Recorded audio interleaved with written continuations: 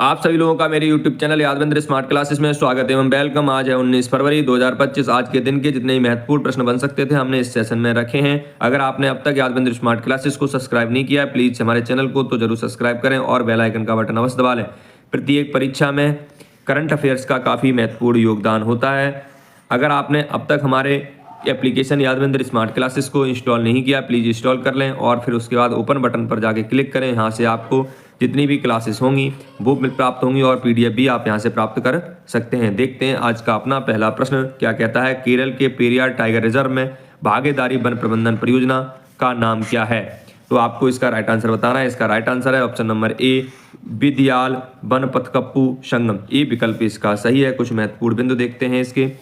Correct answer इसका ए विकल्प सही था, विदयाल बनपतकप्पू संगम। केरल के पेरियार टाइगर रिजर्व में भागीदारी वन प्रबंधन परियोजना को विदयाल बनपतकप्पू संगम कहा गया है, जिसका अर्थ होता है the Dawn forest protection group. यह परियोजना मुख्य रूप से पूर्व शिकारी और चंदन तस्करों को संरक्षण में बदलने पर केंद्रित है।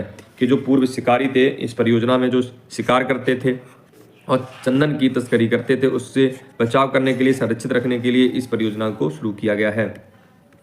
आज का अपना दूसरा प्रश्न, हाल ही में 2 वर्षों के लिए बढ़ाई गई समर्थ योजना किस क्षेत्र में कौशल विकास पर ध्यान केंद्रित करती है?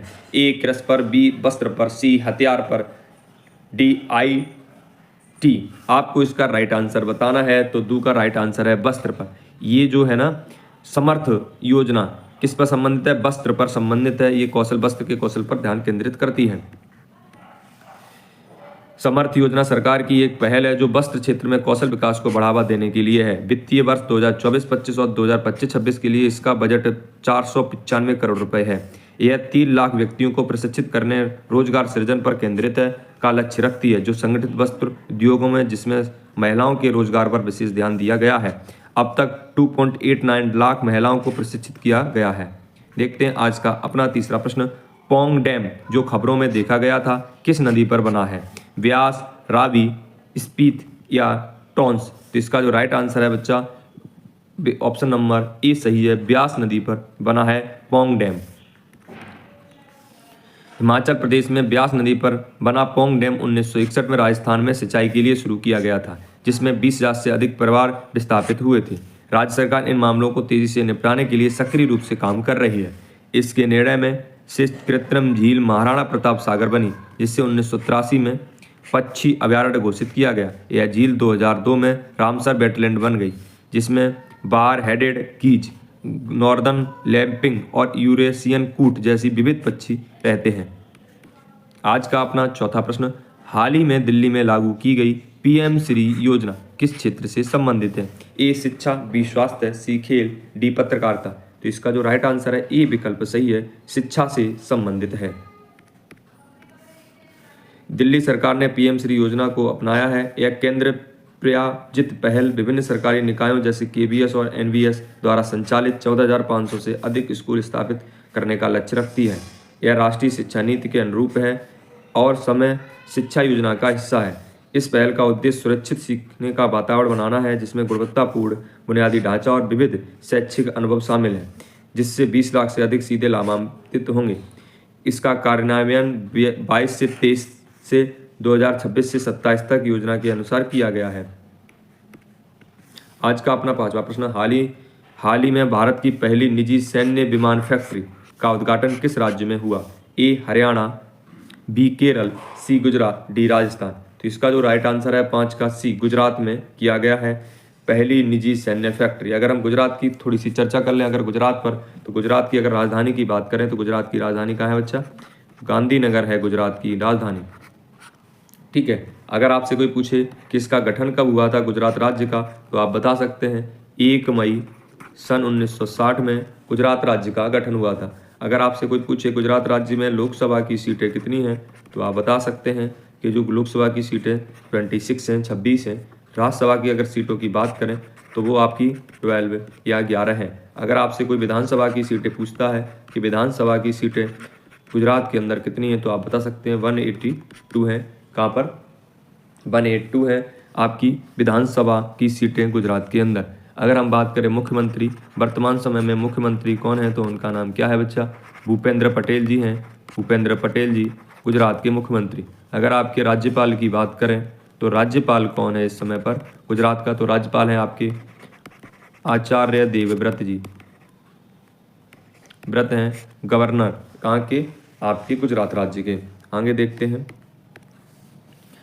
प्रधानमंत्री मोदी और स्पेन के प्रधानमंत्री पेड्रो सांचेज ने गुजरात के बड़ौदा में टाटा एयरक्राफ्ट कॉम्प्लेक्स का उद्घाटन किया।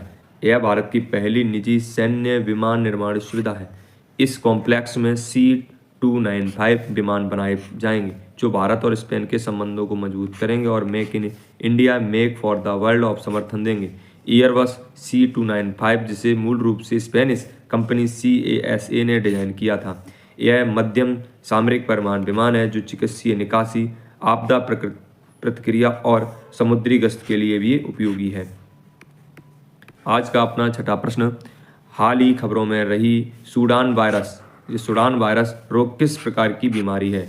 ए बैक्टीरियल संक्रमण, बी वायरल रक्तस्रावी बुखार, सी फंगल संक्रमण, डी ऑटोइम्यूनी विकार। तो इसका जो राइट आंसर है बच्चा बी विकल्प इसका सही है, वायरल रक्तस्रावी बुखार। युगांडा और WHO ने सूडान वायरस रोग के प्रकोप की पुष्टि की। यह इबोला से संबंधित एक वायरल रक्तस्रावी बुखार है जो सूडान वायरस के कारण होता है। इसे सबसे पहले 1976 में सूडान में पहचाना गया था। यह क्षेत्र के पशु जलाशयों में मौजूद है। यह शारीरिक तरल पदार्थ और दूषित सतहों के सीधे संपर्क से फैलता है। इसके लक्षण बुखार, थकान और गले में खराश, रक्तस्राव होता है। शुरू होते ही इसके बाद उल्टी, दस्त, दाने। इसके लिए कोई स्वीकृत उपचार या टीके नहीं हैं, लेकिन शुरुआती सहायक देखभाल से बचने की संभावना बढ़ जाती है। अगर आपने शुरुआत में ही इसका थोड़ा बचाव कर लिया तो बचने की संभावना बढ़ जाएगी।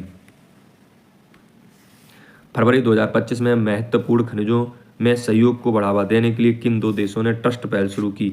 ए भारत और रूस, बी भारत और संयुक्त राज्य अमेरिका, सी रूस और चीन, भारत और पाकिस्तान।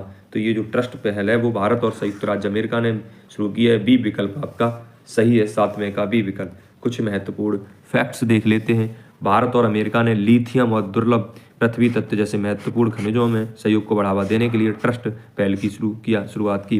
प्रधानमंत्री मोदी की वाशिंगटन यात्रा के दौरान घोषित इस पहल का उद्देश्य आवश्यक सामग्रियों के लिए आपूर्ति श्रृंखला को मजबूत करना है। यह पहल महत्वपूर्ण खनिजों, उन्नत सामग्रियों और फार्मास्यूटिकल केंद्र पर आधारित है। लाओ खोवा बुरहा चापोरी वन्य जीव अभयारण्य किस शहर में स्थित है? तो ए मणिपुर, बी सिक्किम, सी असम, डी अरुणाचल प्रदेश। तो इसका जो राइट आंसर है बच्चा असम। इसका राइट आंसर क्या है? असम इसका राइट आंसर है। सी विकल्प सही है प्रश्न नंबर 8 का। तो असम के बारे में अगर थोड़ी सी जानकारी लें तो असम की जो राजधानी है वो कहाँ पर है बच्चा? दिसपुर। असम की राजधानी आपने दिसपुर है। अगर आपकी भाषा की बात करें तो असम में कौन सी भाषा बोली जाती है? तो असमिया भाषा बोली जाती है। अगर आपसे कोई ये पूछता है कि राज्य दिवस कब मनाता है असम, तो आप बता सकते हैं राज्य दिवस के रूप में ये 21 जनवरी को मनाते हैं। अगर हम बात करें लोकसभा की सीट की तो 14, और अगर राज्यसभा सीट की बात करें तो बच्चा 7 है। अगर हम बात करें किसकी? CM की, तो कौन है? हेमंता बिश्वा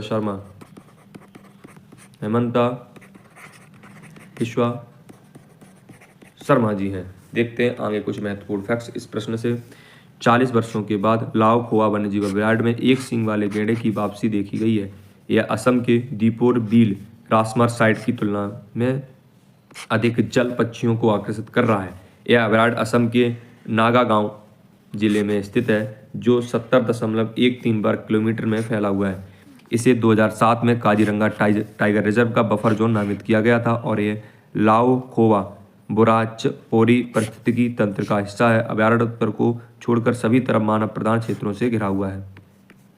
आज का अपना 9वां प्रश्न, भारत और जापान के बीच संयुक्त सैन्य अभ्यास का नाम क्या है? तो आपको ये बताना युद्ध अभ्यास नाम है, गरुड़ शक्ति या धर्म गार्जियन या इंद नौसेना। तो इसका जो राइट आंसर हो जाएगा नौका सी, धर्म गार्जियन कहते हैं जो भारत और पाकिस्तान के बीच संयुक्त सैन्य अभ्यास होता है। कुछ महत्वपूर्ण फैक्ट्स की बात करें तो भारत और जापान के बीच संयुक्त सैन्य अभ्यास जिसका नाम है धर्म गार्जियन का 6ठा संस्करण 25 फरवरी से 9 मार्च तक जापान के माउंट फूजी में आयोजित किया जाएगा। आज का अपना 10वां या अंतिम प्रश्न, 6 से 7 जुलाई को ब्रिक्स शिखर सम्मेलन 2025 कहाँ आयोजित किया जाएगा? A New Delhi, B Moscow, C Rio de Janeiro, D Beijing. तो इसका जो राइट आंसर आपको बताना है, राइट आंसर है सी रियो डी जेनेरियो, इसका राइट आंसर है। ब्रिक्स सम्मेलन कहाँ आयोजित किया जाएगा 2025? रियो डी जेनेरियो में। अगला ब्रिक्स शिखर सम्मेलन 6 से 7 जुलाई को रियो डी जेनेरियो में आयोजित किया जाएगा, जिसमें 20 सदस्य और सहयोगी देशों के नेता भाग लेंगे। अगर आपने अब तक हमारे YouTube channel Yadvendra Smart Classes को प्लीज़ सब्सक्राइब नहीं किया है तो सब्सक्राइब कर लें। साथ में क्या करें आप बच्चा, इस तरीके से बेल आइकन का बटन है उसको प्रेस कर लें, जिससे कोई भी क्लास हमारी अपलोड की जाएगी तो उसका नोटिफिकेशन सबसे पहले आपको क्या होगा, प्राप्त होगा। अगर आपको ये क्लास पसंद आई हो तो दोस्तों में शेयर करें और इस सेशन को लाइक अवश्य कर लें। जय हिंद, जय भारत।